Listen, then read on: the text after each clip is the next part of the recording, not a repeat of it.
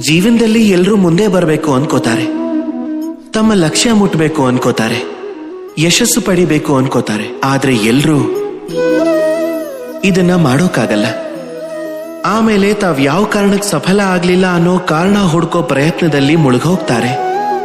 ಆದ್ರೆ ಇದ್ರಲ್ಲೂ ಬಹುತೇಕ ಜನ ತಪ್ಪ ಆಯ್ಕೆ ಮಾಡ್ಕೋತಾರೆ. ಈಗ ಈ ವಿಷಯನ ನಾನ್ ಸ್ವಲ್ಪ ವಿಸ್ತಾರವಾಗಿ ಹೇಳೋದಾದ್ರೆ ವಿಷಯ ಸ್ವಲ್ಪ ಹೀಗಿದೆ. ಈಗ ನನ್ನ ಹಲ್ಲಲ್ಲಿ ನೋವಿದ್ರೆ ನಾನು ಹೊಟ್ಟೆ ನೋವಿನ ಕಷಾಯ ಕುಡಿಯೋದ್ರಿಂದ ಏನೂ ಪ್ರಯೋಜನ ಇಲ್ಲ. ಅಥವಾ ಬುನಾದಿಲೇ ದೋಷ ಇದ್ರೆ ನಾನ್ ಗೋಪುರನ ಎಷ್ಟೇ ಚೆನ್ನಾಗಿ ಕಟ್ಟಿದ್ರು ಮಂಟಪ ಅಂತೂ ಬಿದ್ದೇ ಬೀಳುತ್ತೆ. ಹಾಗೆ ನಮ್ ಜೀವನದಲ್ಲಿ ನಾವು ಮುಂದೆ ಹೋಗೋದಕ್ಕಾಗ್ಲಿಲ್ಲ ಅಂದ್ರೆ ಅದಕ್ಕೆ ಕಾರಣ ಕಾಲಲ್ಲಿರೋ ಮುಳ್ಳಲ್ಲ, ತಲೆಯಲ್ಲಿರೋ ನಮ್ಮ ಸಣ್ಣ ಯೋಚನೆ.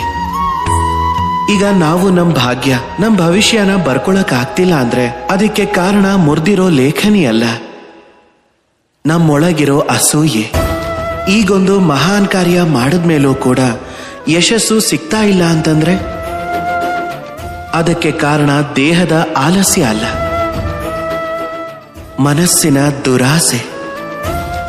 ಅದಕ್ಕೆ ಮೊದಲು ನೀವು ನಿಮ್ಮ ವೈಫಲ್ಯದ ಕಾರಣವನ್ನ ಸರಿಯಾಗಿ ಅರ್ಥ ಮಾಡ್ಕೊಳ್ಳಿ. ಆಮೇಲೆ ಸರಿಯಾದ ರೀತಿಲಿ ಸರಿಯಾದ ದಾರಿಲಿ ನಡ್ಕೊಂಡು ಹೋಗಿ. ನಿಮಗೆ ಯಶಸ್ಸು ಖಂಡಿತ ಸಿಗತ್ತೆ, ಯಾರೂ ನಿಮ್ಮನ್ನ ತಡೆಯೋದಕ್ಕಾಗಲ್ಲ. ಆಗ ಪ್ರೀತಿಯಿಂದ ಹೇಳಿ, ರಾಧೇ ರಾಧೇ.